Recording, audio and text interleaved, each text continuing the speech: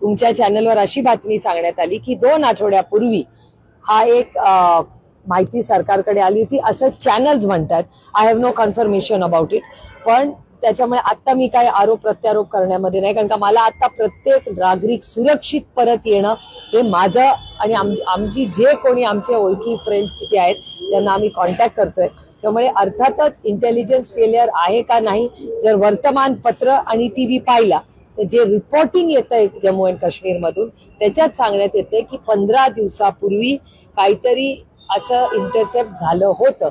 आता झालं का नाही मला असं वाटतं आपण एखादा दिवस थांबूया, होम मिनिस्ट्रीकडून काय ऑफिशियल स्टेटमेंट येत आहे त्याची वाट बघूया आणि त्याच्यानंतर अर्थातच हे प्रश्न आम्ही सरकारला नक्कीच विचारू. पण आता मला असं वाटतंय की पुढचे 24 तास प्रत्येक नागरिक परत आणणं त्याची सुरक्षिततासाठी आपण सगळ्यांनी मिळून प्रयत्न केले पाहिजे.